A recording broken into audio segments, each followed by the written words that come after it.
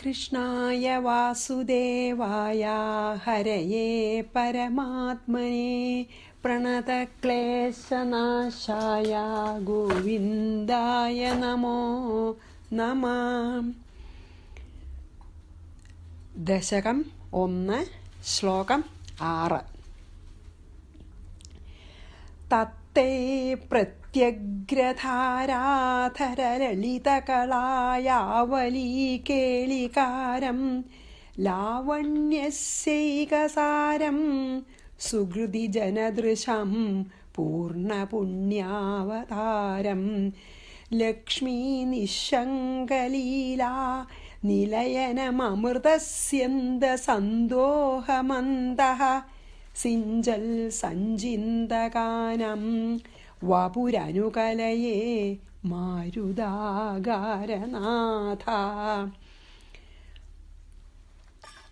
നമുക്ക് നോക്കാം അർത്ഥം. അപ്പോൾ ആദ്യം ഭഗവാനെ വിളിക്കുകയാണ്, സംബോധന ചെയ്യുന്നു. ഹേ മാരുതാകാരനാഥ, അതായത് ഹേ ഗുരുവായൂരപ്പ ഭഗവാനെ. എന്താ പിന്നെ പറഞ്ഞ? പ്രത്യഗ്രധാരാധര ലളിത കളായാവലീ കേളികാരം. പ്രത്യഗ്രം എന്ന് പറഞ്ഞാൽ ഫ്രഷ് എന്നാണ്, അതായത് പുതിയത്. ധാരാധരം എന്ന് പറഞ്ഞാൽ എന്താ അറിയോ? ധാരെ ധരിക്കണത്. ധാര മീൻസ് പിന്നെ വെള്ളം ഇങ്ങനെ ധാരധാരയായിട്ട് ഡ്രോപ്പ് വീഴില്ലേ, അതായത് മഴ. ആ മഴ അല്ലെങ്കിൽ ജലത്തിനെ, ജലമാണല്ലോ അങ്ങനെ ഒഴുകുക ധാരയായിട്ട്. അപ്പോൾ ആ ജലത്തിനെ ധരിക്കണത് മേഘത്തിൻ്റെ, അതായത് ഫ്രഷായിട്ടുള്ള മേഘത്തിൻ്റെ, അതായത് മഴ പെയ്യാൻ ഇങ്ങനെ റെഡി ആയിട്ടുള്ള നിൽക്കണ മേഘത്തിൻ്റെ എന്നാണ് അതിൽ ശരിക്കും അർത്ഥം. പുതുതായിരിക്കുന്ന കാർമേഘം എന്നുള്ള അർത്ഥം. പ്രത്യഗ്രധാരാധരം എന്ന് പറഞ്ഞാൽ ഫ്രഷ് ക്ലൗഡ് എന്ന് പറഞ്ഞാൽ എന്താ? മഴ പെയ്യാൻ റെഡി ആയിട്ട് നല്ല കറുത്ത ഇങ്ങനെ ഉണ്ടാവില്ലേ, ഡാർക്ക് ക്ലൗഡ്, അതാണ്. പിന്നെയോ ആ പിന്നെ പിന്നെ പിന്നെ എന്താണ്, നല്ല പിന്നെ മഴ പെയ്യാൻ നല്ല തയ്യാറായിട്ട് നിൽക്കണ പിന്നെ എന്താണ് മേഘത്തിൻ്റെ ലളിത കളായാവലീ കേളികാരം. അത്ര ലളിതം ഇവിടെ മനോഹരം എന്ന് വെച്ചാൽ ബ്യൂട്ടിഫുൾ എന്നേ അർത്ഥമുള്ളൂ. ലളിതമായിട്ടുള്ള എന്തുപോലെ മനോഹരം എന്നറിയോ? പിന്നെ കലായാവലീ കേളികാരം, അതായത് കായാമ്പൂ. കലായ ആവലി പറഞ്ഞാൽ കായാമ്പൂവിൻ്റെ കൂട്ടം, കുറേ കായാമ്പൂ പൂക്കൾ, ബഞ്ച് ഓഫ് കായാമ്പൂ. എന്താ കൃത്യം കായാമ്പൂവിന് ഇംഗ്ലീഷ് എനിക്കറിയില്ല. അപ്പോൾ കായാമ്പൂ എന്ന് പറഞ്ഞാൽ നീല പൂവാണെന്ന് മനസ്സിലാക്കിയാൽ മതി ഇപ്പോൾ തൽക്കാലം. ഭഗവാന്റെ നിറം നീലയല്ലേ. അപ്പോൾ ഒരു ബഞ്ച് ഓഫ് ഒരു അനവധി കായാമ്പൂക്കളൊരു കൂട്ടം. ആവലി പറഞ്ഞ കൂട്ടാണേ. അപ്പോൾ കായാമ്പൂക്കളുടെ ഒരു കൂട്ടത്തിൻ്റെ അവരിങ്ങനെ പിന്നെ ആടിങ്ങനെ പിന്നെ കാറ്റത്ത് ഇങ്ങനെ ആടൂലോ പൂക്കളെ. അപ്പം അത് ഈ നീല പൂക്കളിങ്ങനെ കാറ്റത്ത് ആടുക, പ്ലേഫുൾ എന്ന് പറയാം, അതായത് കളിയാണ്.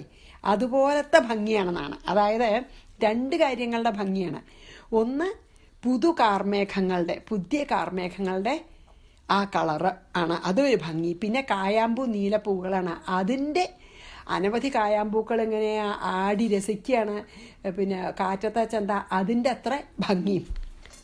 മേഘത്തിൻ്റെ കളറിൻ്റെ ഭംഗിയും പുതുമേഘത്തിൻ്റെ കളറിൻ്റെ ഭംഗിയും.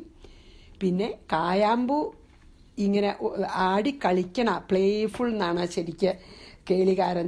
അങ്ങനെ ആടിക്കളിക്കണ കായാമ്പൂക്കളുടെ പിന്നെ അത്ര ഭംഗിയും. പിന്നെയോ അതെ കേളികാരം. ലാവണ്യസ്യ ഏകസാരം, അതായത് സൗന്ദര്യത്തിൻ്റെ ഒരു സാരാംശമാണ്, എസൻസ് ഓഫ് ബ്യൂട്ടിയാണ്. അതാണ് ലാവണ്യസ്യ ഏകസാരം. ലാവണ്യം വെച്ചാൽ ഭംഗിയാണ്. ലാവണ്യത്തിൻ്റെ ഒരേ ഒരു സാരം വെച്ചാൽ എസൻസ് എന്നാണ് അർത്ഥം. അതായത് ലാവണ്യത്തിൻ്റെ സാരം എന്ന് പറഞ്ഞാൽ ഏറ്റവും നല്ല സൗന്ദര്യത്തിൻ്റെ അങ്ങേയറ്റം എന്ന് പറയാം. ഇനി അതിലേക്ക് നമുക്ക് ആദ്യം വരാം. പിന്നെയോ സുഹൃതി ജനദൃശാം പൂർണ്ണപുണ്യാവതാരം.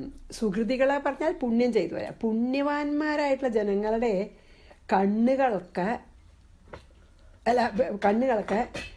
ആ അവർ ചെയ്ത പുണ്യങ്ങളൊക്കെ ഒരു ശരീരം എടുത്ത് വന്നതാണോ എന്ന് തോന്നും. പൂർണ്ണപുണ്യാവതാരം സുഹൃതി ജനദൃശാം, അതായത് സുഹൃതം ചെയ്തവരുടെ കണ്ണുകൾക്ക് നല്ല ഭക്തന്മാരുടെ അല്ലെങ്കിൽ സുഹൃതം ചെയ്ത ഭക്തന്മാരുടെ കണ്ണുകളുടെ മുമ്പിൽ അവർ ചെയ്ത പുണ്യങ്ങളെ പുണ്യങ്ങൾ തന്നെ അവതരിച്ച് വന്നതാണോ ഈ ഭഗവാൻ എന്ന്. അതാണ് സുഹൃതിജന ദൃശാം, അവരുടെ കണ്ണുകൾക്ക്, അവരുടെ ദൃഷ്ടിക്ക് പൂർണ്ണ പുണ്യാവതാരം, അവർ ചെയ്ത ആ പുണ്യങ്ങൾ തന്നെ ഒരു അവതാരം എടുത്ത് വന്ന പോലെ.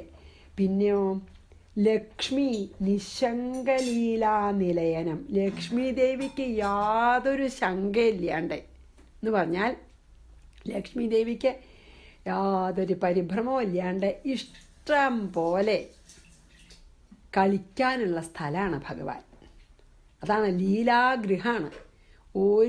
അത്ര സ്വാതന്ത്ര്യമാണ് ലക്ഷ്മി ദേവിക്ക്. ലക്ഷ്മി നിശങ്കലീല, നിശങ്കം വെച്ചാൽ ഒരു സംശയമില്ലാതെ, ശങ്കയില്ലാതെ ലീലാനിലയനം, അതായത് ലീലാഗൃഹം. ലക്ഷ്മി ദേവിക്ക് ഇഷ്ടം പോലെ ഓടി നടക്കാനും കളിക്കാനുമുള്ള ഒരു ഗൃഹമാണ്, ഒരു വീടാണ് ഭഗവാൻ തന്നെ പറയാം.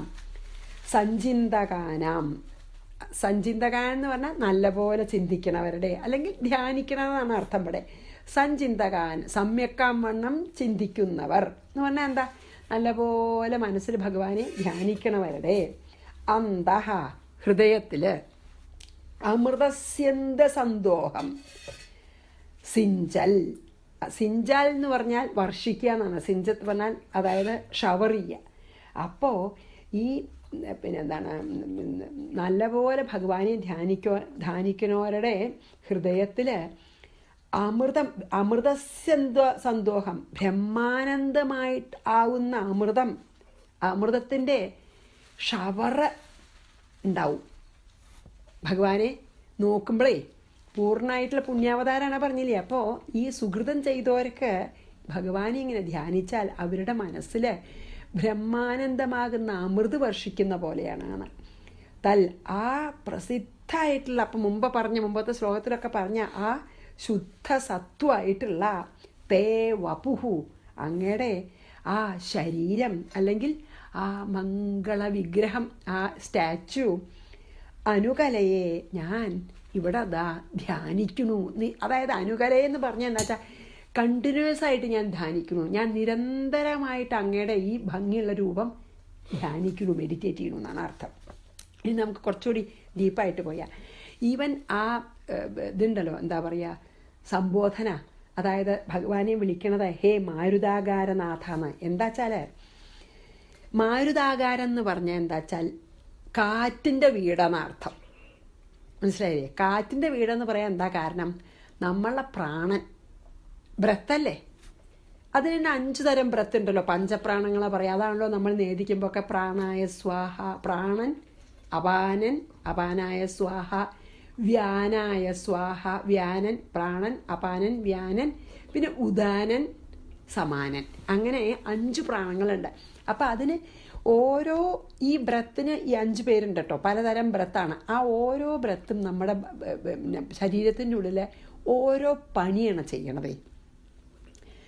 അതായത് ചിലത് വയറ്റിൻ്റെ ഉള്ളിലാണെന്ന് വെച്ചാൽ, ചിലത് ദേഹത്തിൻ്റെ മറ്റ് ഭാഗത്തേക്കൊക്കെ പോയിട്ട് ചോരയൊക്കെ ഓടിക്കാൻ സഹായിക്കുന്നതാണ്, ബ്ലഡിനെയൊക്കെ. വേറെ ചിലതാണ് ഈ കഴുത്തിൻ്റെ അവിടെയൊക്കെ, ചിലത് തലയിലേക്ക്. അങ്ങനെ പല ആ പഞ്ചപ്രാണങ്ങളൊക്കെ അവരുടെ ഡ്യൂട്ടി ഡിവൈഡ് ചെയ്തിട്ട് ഓരോ പ്രാണങ്ങൾക്ക് ഓരോന്നാണെന്നൊക്കെയാണ് നമ്മളെ വിശ്വാസം. അപ്പോൾ അതിൽ പക്ഷേ ഏറ്റവും പ്രധാനമായിട്ടുള്ളതിനെയാണ് നമ്മളെ പ്രാണൻ എന്ന് പറയുന്നത്. അതാണ് നമ്മളെ പ്രാണൻ പോയാൽ ജീവൻ പോയി അല്ലേ, ആ പ്രാണൻ. അപ്പോൾ ഈ പഞ്ചപ്രാണങ്ങളുടെ 5 പ്രാണങ്ങളുടെയും, പ്രാണൻ, അപാനൻ, വ്യാനൻ, ഉദാനൻ, സമാനൻ, ഈ 5 പ്രാണങ്ങളുടെയും ആക്ച്വലി ഗൃഹമാണ്, അവർ വസിക്കുന്ന സ്ഥലമാണ് നമ്മുടെ ദേഹം. അങ്ങനത്തെ ദേഹത്തിൻ്റെ മാരുതാകാരം എന്ന് പറഞ്ഞാൽ പഞ്ചപ്രാണങ്ങളുടെ വാസസ്ഥലത്തിൻ്റെ നാഥ എന്നാണ് വിളിക്കുന്നത്. എന്ന് പറഞ്ഞാൽ നമ്മുടെ ഈ ശരീരത്തിൻ്റെ ഉടമസ്ഥനാരാ? നമ്മളല്ല, ഭഗവാനാണ്, ആത്മാവാണ്. നമ്മുടെ ഈ ശരീരത്തിനെ പ്രവർത്തിപ്പിക്കുന്ന ഒരാളുണ്ടല്ലോ. ഇപ്പം രാവിലെ ഉറങ്ങിക്കിടക്കണ ആളെ രാവിലെ ഉണർത്തി നമുക്ക് നീപ്പിച്ച് ചെയ്യിക്കില്ലേ, അതിൻ്റെ ആ പിന്നിലുള്ള ആളാ ഭഗവാൻ. അതുകൊണ്ടാണ് മാരുതാകാരനാഥ പറഞ്ഞത്. പഞ്ചപ്രാണങ്ങളുടെ വാസസ്ഥാനമായിട്ടുള്ള ശരീരത്തിൻ്റെ നാഥ, മാസ്റ്ററാണ്, അതിൻ്റെ ഉടമസ്ഥനാണ്. അപ്പോൾ ഏതുപോലെ വെച്ചാൽ നമ്മളെ ശരീരത്തിനെ, അത് അനവധി ദിക്കിൽ കേട്ടിട്ടുണ്ടാവും നിങ്ങൾ, ശരീരത്തിനെ ഒരു തേരായിട്ട് സങ്കല്പിക്കുക വെച്ചാൽ ഭഗവാൻ ആരാ? അതിൻ്റെ ചാരിയേറ്ററാണ്, അതിൻ്റെ സാരഥിയാണ്, തളിക്കണ ആളാണ്. അപ്പോൾ നമ്മളെ ഇന്ദ്രിയങ്ങളെയൊക്കെ, സെൻസസിനെ എല്ലാം നയിക്കണതൊക്കെ ആരാ? ഭഗവാനാണ്. അപ്പോൾ നമ്മൾ ആ കുതിരകളെയൊക്കെ പിന്നെ എല്ലാ ദിക്കിലും കൺട്രോൾ ചെയ്യണതൊക്കെ ഭഗവാനല്ലേ. അപ്പോൾ അങ്ങനെയുള്ള ഭഗവാൻ,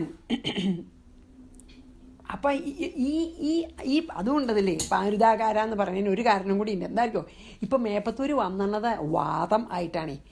വാദം എന്നുള്ള വാക്കിൻ്റെ അർത്ഥം തന്നെ കാറ്റെന്നാണ്. അപ്പോൾ ഈ പഞ്ചപ്രാണങ്ങളുടെ ഡ്യൂട്ടി ശരിക്ക് അല്ലാതെ മെസ്ഡപ്പ് ആവുകയാണ്. അതായത് പഞ്ചപ്രാണങ്ങൾ വേണ്ട പോലെ നമ്മുടെ ശരീരത്തിൻ്റെ അകത്ത് പഞ്ചപ്രാണങ്ങൾ വേണ്ട പോലെ പ്രവർത്തിക്കാഞ്ഞിട്ട്, ആ വായു വേണ്ട പോലെ പ്രവർത്തിക്കാഞ്ഞിട്ടാണ് ആ വാദം എന്നുള്ള എണ്ണ ഉണ്ടാവണമെന്നാണ് നമ്മുടെ വിശ്വാസം ആയുർവേദ പ്രകാരം.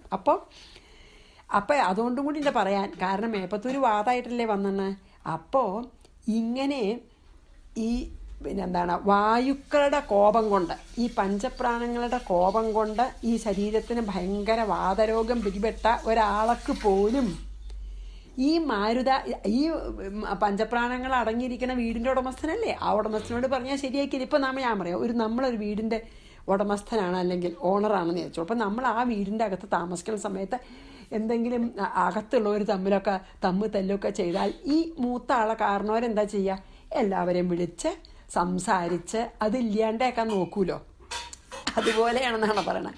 പഞ്ചപ്രാണങ്ങൾ നമ്മുടെ ഉള്ളിൽ, നമ്മുടെ ശരീരത്തിൽ വസിക്കുന്നുണ്ട് അല്ലേ. പ്രാണനും അപാനും വ്യാനും ഉദാനും സമാനും ഓരോ ഡ്യൂട്ടി ചെയ്തുകൊണ്ട്. അപ്പം അവർ തമ്മിൽ കോപിച്ചാൽ, അവർ കോപിച്ചിട്ട് ലഹള കൂട്ടിയാൽ ഇതിൻ്റെയൊക്കെ നാഥനാരാ? ഭഗവാനാണേ. അപ്പം ഭഗവാൻ അതൊക്കെ ശരിയാക്കുക. അപ്പോൾ വാദം മാറും. അതും കൂടി ഇതിലൊരു തമാശയായിട്ടുള്ള അർത്ഥമുണ്ട്. അപ്പം മാരുതാകാരനാഥ എന്നുള്ള ആ ഭഗവാനെയുള്ള ആ വിളി ഉണ്ടല്ലോ, അല്ലെങ്കിൽ സംബോധന ഉണ്ടല്ലോ, അത് വളരെ അപ്രോപ്രിയേറ്റ് ഉചിതമാണ് ഇവിടെ. ബിക്കോസ് ഇദ്ദേഹം വന്നത് രോഗമായിട്ടാണല്ലോ. ഇനി ഒന്നും കൂടിയും പറയാം. അതായത് ഈ പഞ്ചപ്രാണങ്ങളിലെ ഏറ്റവും പ്രധാനമായിട്ടുള്ള പ്രാണൻ എന്ന് പറഞ്ഞല്ലോ, ആ പ്രാണൻ നമ്മുടെ സങ്കല്പം അനുസരിച്ച് ആ പ്രാണൻ്റെ സ്ഥാനം ഹൃദയമാണ്. നമ്മുടെ ഹാർട്ടിലാണ് ആ പ്രാണൻ എന്നാണ്, ഹൃദയത്തിലാണ്. അതുകൊണ്ടാണ് നമ്മളെ ഹൃദയമാകുന്ന താമരയുടെ നാഥനുമാണ് ഭഗവാൻ എന്ന് പറയണതേ. അപ്പോൾ നമുക്ക് നമ്മളുടെ ഹൃദയത്തിൽ വസിക്കണ, അതായത് ഈ പഞ്ചപ്രാണൻ്റെ ഹൃദയം, പഞ്ചപ്രാണനത്തെ പ്രധാനമായിട്ടുള്ള പ്രാണൻ്റെ ഹൃദയമായിട്ടുള്ള ഹൃദയത്തിൻ്റെ നാഥനായിട്ടുള്ള ഭഗവാനെ ഭജിച്ചാൽ നമുക്ക് പിന്നെ ഒന്നും വേണ്ട.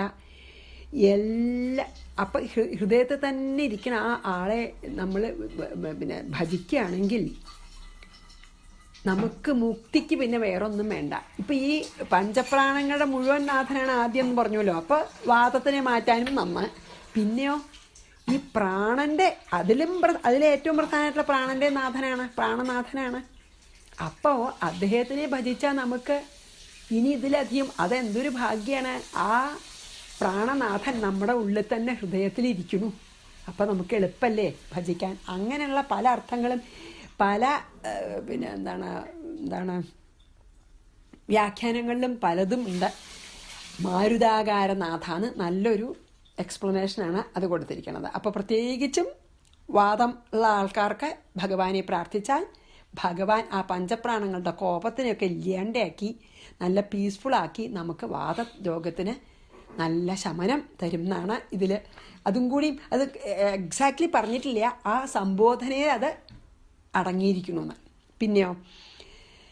പിന്നെ ഇപ്പോൾ മേഘത്തിൻ്റെ ഭംഗി എന്ന് പറഞ്ഞല്ലോ, അല്ല അതെ മേഘത്തിൻ്റെ കളറെന്ന് പറഞ്ഞില്ലേ, മേഘത്തിൻ്റെ ഭംഗി. അതായത് പ്രത്യഗ്രധാരാധര പറഞ്ഞില്ലേ. പ്രത്യഗ്രധാരാധര പറഞ്ഞാൽ പുതിയ ഫ്രഷായിട്ടുള്ള മേഘം എന്ന് പറഞ്ഞാൽ അറിയോ, നല്ല പുതിയ വെള്ളം നിറഞ്ഞ കാർമേഘം എന്താണ്ടാവുക, കുറച്ച് കഴിഞ്ഞാൽ പെയ്യുമ്പോൾ എന്താ, ആ ഭയങ്കര വേനൽക്കാലത്ത് ചൂട് മുഴുവൻ എല്ലാവർക്കും നല്ല തണുപ്പ് തരും ഇല്ലേ. മഴ ചുട്ടുപൊള്ളി ഭൂമിയിൽ മഴ പെയ്യുമ്പോൾ നല്ല തണുപ്പ് എല്ലാ ജീവികൾക്കും വൃക്ഷങ്ങൾക്കും ഒക്കെ. അതേപോലെയാണ്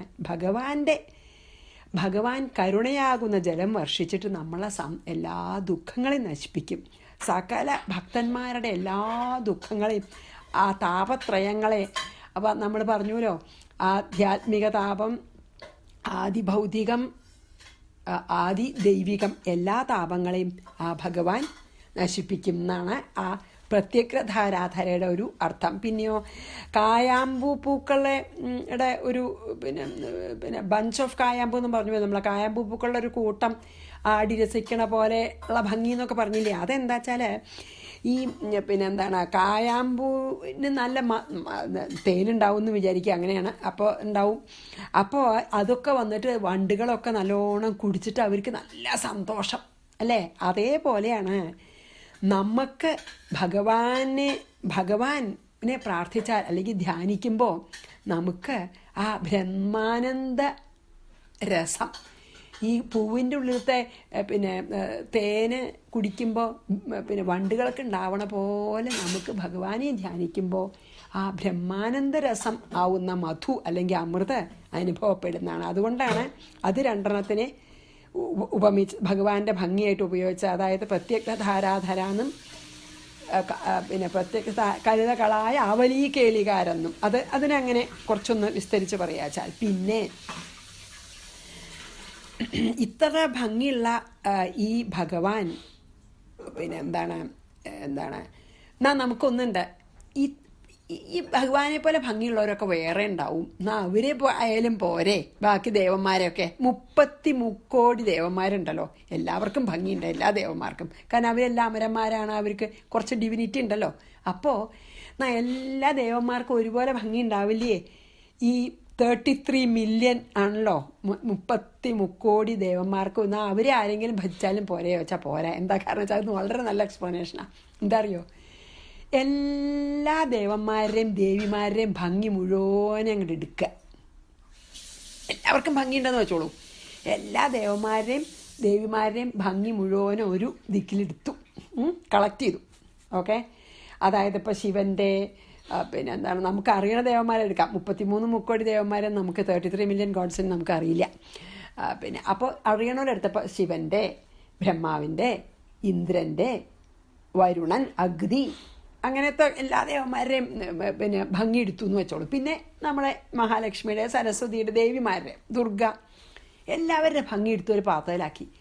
എന്നിട്ട് അതിനെ കടഞ്ഞിട്ട് അതിൻ്റെ എസൻസ്, ഇപ്പം നമ്മൾ പാല് കടഞ്ഞിട്ട് വെണ്ണ എടുക്കുമല്ലോ, അതുപോലെ എല്ലാവരുടെയും ഭംഗി കൂട്ടി വെച്ച് അതിൻ്റെ എസൻസ് എടുത്താൽ, അതിൻ്റെ സാരാംശം എടുത്തിട്ടുണ്ടാക്കിയതാണ് ഭഗവാനെന്ന് പറഞ്ഞാൽ അതാണ് ലാവണ്യസ്യ ഏകസാരം പറഞ്ഞത്. ഈ ലോകത്തിലുള്ള എല്ലാ സൗന്ദര്യത്തിൻ്റെയും എസൻസാണ് ഭഗവാൻ, അല്ലെങ്കിൽ അതിൻ്റെ മുഴുവൻ സാരാംശമാണ് ഭഗവാൻ. അപ്പം പിന്നെ ഭഗവാനെ കഴിഞ്ഞിട്ടല്ലേ ഇനി വേറെ ഉള്ളൂ സൗന്ദര്യോത്തരതരോപി സുന്ദരതരം എന്ന് ഇനി വരാൻ പോകണ്ടല്ലോ. അപ്പോൾ വേറെ ആരെങ്കിലും പ്രാർത്ഥിച്ചാൽ പോരാ. എന്താ കാരണം വെച്ചാൽ ലാവണ്യസൈക സാരാണേ. അപ്പോൾ ബാക്കിയുള്ള എന്നിട്ടൊരു ഉദാഹരണം പറഞ്ഞത് ഒരു വ്യാഖ്യാനത്തിൽ എന്താ വെച്ചാൽ, നമ്മൾ കരിമ്പ് ഉണ്ടാകുന്ന വെച്ചോളൂ, കരിമ്പിൻ്റെ നമ്മൾ നീരെടുത്താൽ പിന്നെ ചണ്ടിയല്ലേ ഉള്ളൂ. അപ്പോൾ ഭഗവാൻ ആ കരിമ്പിൻ്റെ നീര് പോലെയാണ്. ബാക്കി ലോകത്തിലത്തെ നമ്മൾ ഭംഗിയുണ്ടെന്ന് പറയുന്ന വസ്തുക്കളൊക്കെ ഏതുപോലെയാണ്? കരിമ്പിൻ്റെ ചണ്ടി പോലെയാണെന്ന്. അതായത് ബാക്കി ദേവന്മാരൊക്കെ കരിമ്പിൻ്റെ ചണ്ടി പോലെ ഉള്ളൂ. കാരണം അതിലത്തെ സാരം എടുത്തിട്ട് ഭഗവാനെ ഉണ്ടാക്കി. അത്ര ഭംഗിയാണ്. ഇനി അതിലധികം പറയാനില്ലല്ലോ. കരിമ്പിൻ്റെ ചണ്ടി പോലെ ഉള്ളൂ. ബാക്കി ലോകത്തിലെ അതിസൗന്ദര്യം ഉണ്ടെന്ന് വിചാരിക്കണേനൊക്കെ കരിമ്പിൻ്റെ ചണ്ടിയേ ഉള്ളൂ. കരിമ്പിൻ്റെ നീര് എടുത്തിട്ടാണ് ഭഗവാനെ ഉണ്ടാക്കിയത്. അല്ലെങ്കിൽ സൗന്ദര്യത്തിൻ്റെ നീരെടുത്തിട്ട്, എസൻസ് എടുത്തിട്ടാണ് ഭഗവാൻ. അപ്പം ഇനി വേറൊരാളെ, ഇതിലധികം ഭംഗിയുള്ള ഒരാളെ ഭജിക്കാമെന്ന് വിചാരിക്കണ്ട എന്നാണ് ലാവണ്യസൈക സാരം. പിന്നെ എല്ലാവർക്കും ഭഗവാന്റെ ഈ അതിമനോഹരമായിട്ടുള്ള രൂപം ദർശിച്ചിട്ട് ആനന്ദം ഉണ്ടാവുമോ ചോദിച്ചാൽ ഇല്ല. സുഹൃതിജന ദശാം പൂർണ്ണ പുണ്യാവതാരം എന്നാണ് പറഞ്ഞത്. അതായത് സുഹൃതം ചെയ്തവർക്കേ അത് പറ്റുള്ളൂ. അപ്പം ഗുരുവായൂർ തന്നെ താമസിച്ചാലും ഗുരുവായൂർ തൊഴാൻ തോന്നണില്ല വെച്ചാൽ കഴിഞ്ഞില്ലേ? സുഹൃതം വേണേ. ഭഗവാന്റെ നേർക്ക് തിരിയാൻ നമുക്ക് സുഹൃതം വേണം. സുഹൃതി ജനദൃശാം, സുഹൃതിയായിട്ടുള്ള, അതായത് ഒരുപാട് പുണ്യം ചെയ്ത ആൾക്കാരുടെ കണ്ണിന് എങ്ങനെയാണ് പൂർണ്ണ പുണ്യാവതാരം. ഏതുപോലെ ഉണ്ടോ, അനവധി സുഹൃതം ചെയ്തു അവരുടെ പുണ്യം. മുമ്പ് ഇപ്പം ഈ സൗന്ദര്യം എടുത്ത് അതിൻ്റെ സാരം എടുത്തു പറഞ്ഞില്ലേ, അതുപോലെ തന്നെ അനവധി പുണ്യം ചെയ്ത ഭക്തന്മാരുണ്ടെന്ന് വിചാരിച്ചോളൂ. അവരുടെയൊക്കെ പുണ്യം എടുത്തിട്ട് ഒരു രൂപം ഉണ്ടാക്കി എങ്ങനെ ഇരിക്കും? ആ പുണ്യം എടുത്തിട്ട് നമ്മളൊരു വിഗ്രഹം ഉണ്ടാക്കി, ഒരു സ്റ്റാച്ചു ഭഗവാന്റെ. ആ പുണ്യം കൊണ്ട് മാത്രം ഒരു സ്റ്റാച്ചു ഉണ്ടാക്കി, പൂർണ്ണ പുണ്യമായിട്ടുള്ളൊരു സ്റ്റാച്ചു ഉണ്ടാക്കി, വേറെ ഒന്നും അതിലില്ല. അങ്ങനെ ഉണ്ടാക്കി നോക്കൂ. അതുപോലെയാണ് അവർക്ക് സുഹൃതി ജനദൃശ, നല്ല സുഹൃതി ചെയ്തിട്ടുള്ള ജനങ്ങളുടെ ദൃഷ്ടിക്ക് എങ്ങനെയാണ് പൂർണ്ണ പുണ്യാവതാരമാണ്, പുണ്യം കൊണ്ട് ഉണ്ടാക്കിയ ഒരു അവതാരം. പക്ഷേ സുഹൃതികൾക്കേ അത് കാണുള്ളൂ. ചിത്തശുദ്ധി വന്നിട്ടുള്ള പുണ്യവാന്മാർക്കായിട്ടുള്ളവർക്ക് മാത്രമേ പരമാത്മാവ് സാക്ഷാത്കാരം കൊടുക്കുള്ളൂ. ചിത്തശുദ്ധി വരണം. അതുവരെ നമുക്ക്, അതായത് നിഷ്കാമമായിട്ട് നമ്മൾ കർമ്മങ്ങൾ ചെയ്യണം. അവനവനൊന്നും വേണമെന്ന് വിചാരിച്ചിട്ട് ഒന്നും അല്ലാതെ കർമ്മങ്ങൾ ചെയ്യണം. എന്നിട്ട് അനേക കോടി ജന്മങ്ങൾ, ഈ പറഞ്ഞ പോലെ 84 ലക്ഷം സ്പെഷ്യയും കഴിഞ്ഞാൽ മേ ബി അനവധി മനുഷ്യ ജന്മം എടുത്തിട്ട്, എന്നിട്ട് വേണം നമുക്ക് ചിത്തശുദ്ധി വന്ന് കഴിഞ്ഞാൽ നമുക്ക് ഒരുപാട്, അപ്പം നമ്മൾ നല്ലോണം അത് നല്ല സാത്വികന്മാരാകുമ്പോൾ നമ്മൾ കുറേ പുണ്യകർമ്മം ചെയ്യും. ആ പുണ്യങ്ങളെ അത്രയും ചെയ്തവർക്ക് അവരുടെ പുണ്യങ്ങളെ കൊണ്ട് തന്നെ ഉണ്ടാക്കി ഈ ഭഗവാന്റെ പൂർണ്ണ രൂപം കാണാൻ പറ്റും. അവർക്ക്, അതായത് സുഹൃതികൾക്ക് മാത്രമേ ഭഗവത് ദർശനം കിട്ടുള്ളൂ എന്നാണ് ഇതിൻ്റെ അർത്ഥം. അത്രേ അർത്ഥമുള്ളൂ. അതായത് ബാക്കിയുള്ളവർക്ക് സകല സൗകര്യങ്ങളും ഉണ്ടെങ്കിലും അവർക്ക് ഭഗവത് ദർശനത്തിനുള്ള മനസ്സ് വരില്ല. എന്നാൽ കഴിഞ്ഞില്ലേ? ഇപ്പം രാവിലെ നമുക്ക് നീട്ടു പ്രാർത്ഥിക്കണമെന്ന് നമുക്ക് ഒരു ദിവസം തോന്നിയില്ലെങ്കിൽ കഴിഞ്ഞു. എന്താ ചെയ്യാൻ? നമ്മുടെ കയ്യിലല്ല. നമ്മൾ വിചാരിക്കും നമ്മുടെ കയ്യിലാന്ന്. നാളെ രാവിലെ നീട്ടു, ഒന്നും സാരല്ലോ, ഞാൻ കാപ്പ് പിടിച്ചൊന്നും ചെയ്യണില്ല, എന്നാൽ ഞാൻ കാപ്പ് പിടിച്ച് മിണ്ടാണ്ട്, അങ്ങനെയൊക്കെ നമുക്ക് തോന്നാറ്. പലപ്പോഴും നമ്മളതൊക്കെ ചെയ്യാണ്ടിരിക്കുകയൊക്കെ ചെയ്യൂല. പല കാരണങ്ങളുണ്ടാവാം എന്തായാലും. അപ്പോൾ സകല സൗകര്യങ്ങൾ ഉണ്ടായിട്ടും നമ്മൾ ചെയ്യാണ്ടിരിക്കുന്നത് വളരെ കഷ്ടമാണ്. സൗകര്യം ഇല്ലെങ്കിൽ ചെയ്തില്ലെങ്കിൽ സാരില്ല. സൗകര്യങ്ങൾ ഉണ്ടായിട്ട് നമ്മുടെ വെറും മടിയുണ്ടോ അല്ലെങ്കിൽ അനാസ്ഥ ഉണ്ടോ ഇൻഡിഫറൻസ് കൊണ്ട് നമ്മൾ ചെയ്യാണ്ടിരുന്നാൽ അത് കഷ്ടമല്ലേ? അതാണ് പറയണത്. ചിത്തശുദ്ധി വന്നവർക്ക് മാത്രമേ, പുണ്യാത്മാക്കൾക്ക് മാത്രമേ, അവരുടെ കണ്ണുകൾക്ക് മാത്രമേ സകല പുണ്യങ്ങളും ചേർത്തിട്ടുള്ള ഈ ഭഗവത രൂപത്തിനെ ഇങ്ങനെ പ്രത്യക്ഷമായിട്ട് കാണാൻ പറ്റുള്ളൂ എന്നാണ് പറയണത്. പിന്നെയോ ഇനി ലക്ഷ്മി നിശങ്കലീല എന്ന് നോക്കാം. ലക്ഷ്മി ഒരു ശങ്കയില്ലാണ്ട് ഓടിക്കളിക്കണ സ്ഥലമാണ് ഭഗവാൻ എന്ന് പറഞ്ഞില്ലേ? സാധാരണ ലക്ഷ്മിക്ക് ഒരു പേര്, അത് ഇനി ആദ്യം വരുന്നുണ്ട് കേട്ടോ. ലക്ഷ്മിക്ക് എന്താ ഒരു പേര് ചഞ്ചല എന്നാണ്. അതായത് ഫിക്കിൾ മൈൻഡഡാണ്, ഫിക്കിളാണ്, ഒരു ദിക്കിലിരിക്കില്ല. അതായത് ഇന്ന് പൈസ ഉള്ളവർ നാളെ ദരിദ്രനാവും, ഇന്ന് ദരിദ്രനായൊരു നാളെ പൈസ ഉണ്ടാവും. അസ്ഥിരാണ് മഹാലക്ഷ്മി, അസ്ഥിരയാണെന്നൊരു പേരുണ്ട്. അപ്പോൾ ഉദാഹരണമായിട്ട് പെട്ടെന്നൊരു ലോട്ടറി കിട്ടി അയാൾ പിറ്റേ ദിവസം ധനവാനാവുമല്ലോ. പിന്നെ ഇപ്പോൾ അല്ലെങ്കിൽ നമ്മളെ പെട്ടെന്ന് എല്ലാം നഷ്ടപ്പെട്ടു, കേസ് കൊടുത്തു, അതൊക്കെ ഇല്ലാണ്ടായി, അങ്ങനെയാവാം. പിന്നെ ഇപ്പോൾ അനുഗ്രഹം ഉണ്ടെങ്കിൽ എന്താണ്, കുചേലന ഉണ്ടായില്ലേ, സുധാമാവ് കുചേലൻ പിറ്റേ ദിവസം മയക്കാൻ. അപ്പോൾ ലക്ഷ്മി ദേവി എങ്ങനെയാണ്? ചഞ്ചലയാണ്, ഫിക്കിൾ മൈൻഡഡാണ്. ഒരു ചീത്തപ്പേരുണ്ട് ലക്ഷ്മി ദേവിക്ക്. പക്ഷേ ഭഗവാന്റെ കാര്യം വരുമ്പോൾ മാത്രം ലക്ഷ്മി ദേവി ഒട്ടും ചാഞ്ചല്യമില്ല, എപ്പോഴും ഭഗവാന്റെ കൂടെ ഉണ്ട്. ചഞ്ചലേ അല്ല, വലിയ സ്ഥിരമാണ് അവിടെ. ഒരിക്കലും ഭഗവാനെ വിട്ട് പിരിയില്ല. അവിടെ അങ്ങനെ ഇഷ്ടം പോലെ നിശങ്കലീലാ നിലയനാണ്. അവനോന് ഇഷ്ടം പോലെ കളിച്ച് നടക്കാനുള്ള സ്ഥലമായിട്ടാണ് ഭഗവാനെ കരുതണം. അവിടുന്ന് പോവില്ല. അതുകൊണ്ട് എന്താ ഗുണം? ഭഗവാനെ ഉപാസിച്ചാൽ, ഭഗവൻ മൂർത്തി ഉപാസിച്ചാൽ ലക്ഷ്മി ദേവിയുടെ കടാക്ഷം കൂടി ഒപ്പം കിട്ടും. കാരണം അവിടെ ഉണ്ട് എപ്പോഴും. അപ്പോൾ ഭഗവാനെ നോക്കുമ്പോൾ ലക്ഷ്മി ദേവിയും കാണും. അപ്പോൾ ഭഗവാനും കൂടെ നമ്മളെ ഇടയ്ക്കെങ്കിലും ഒന്ന് കാണുമല്ലോ. പക്ഷേ ഇതിലിപ്പോൾ ഈ ലക്ഷ്മി ദേവിയുടെ കടാക്ഷം എന്ന് പറഞ്ഞാൽ ധനം ഉണ്ടാവുക എന്ന് മാത്രം അർത്ഥമില്ല, വെൽത്തി ആവുമെന്ന് മാത്രം അർത്ഥമില്ല.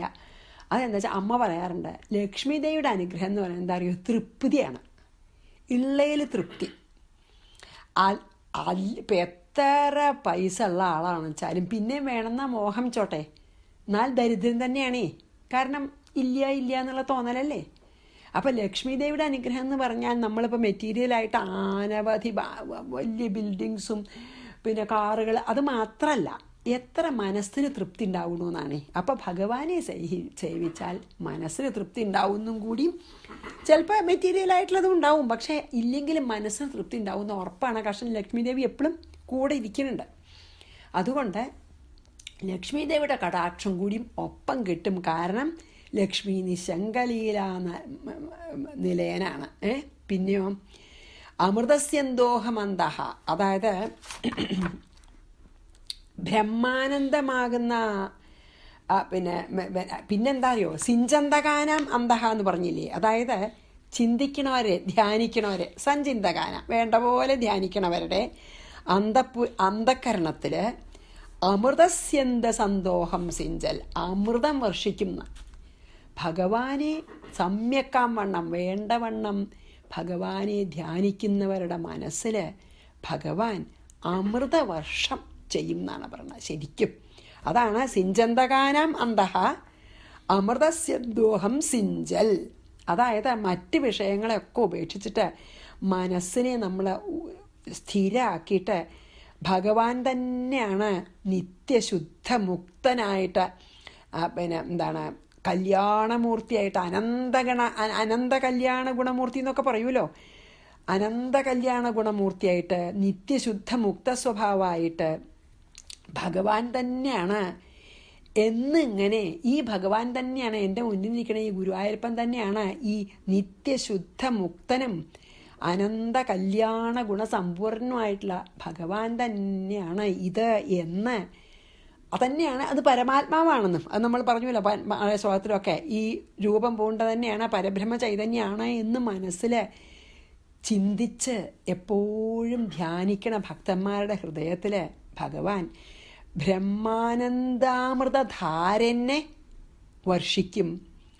അതായത് എന്നിട്ടോ അവർക്ക് അതുമാത്രമല്ല, അവരുടെ ആധ്യാത്മികവും ആദിഭൗതികവും ആദിദൈവികവും ആയിട്ടുള്ള ആ താപത്രയങ്ങളെ മുഴുവനെ മാറ്റുകയും ചെയ്യും. ഇങ്ങനെയുള്ള ഒരു വൈഭവം ബാക്കി ഒരു ദേവതമാർക്കും ഇല്ല. ഈ ഇത്ര ഒരു നമുക്ക് എല്ലാം ആ അമൃതാനന്ദരസം തരാനുള്ള ആ കഴിവ് വേറൊരു ദേവന്മാർക്കും ഇല്ല. കാരണം അതുകൊണ്ടാണ് ഞാൻ ഇത്ര യുനീക്കായിട്ടുള്ള, ഇത്ര ഏതാദൃശം എന്നാണ് പറയുക അതിന് മലയാളത്തിൽ അല്ലെങ്കിൽ സംസ്കൃതത്തിൽ. അതായത് വേറെ ഒരാളില്ല അതുപോലെ അത്ര യുനീക്കായിട്ടുള്ള ഈ ഭഗവാനെ ഞാൻ അതുകൊണ്ടാണ് സർവാത്മന ധ്യാനിക്കണം. കാരണം ഭംഗിയുടെ കാര്യം നോക്കുക വെച്ചാൽ ലാവണ്യസ്യൈക സാരം, പിന്നെയോ ബ്രഹ്മാനന്ദ സുഖം തരാനുള്ള ആളാണ്, അതും അങ്ങനെ.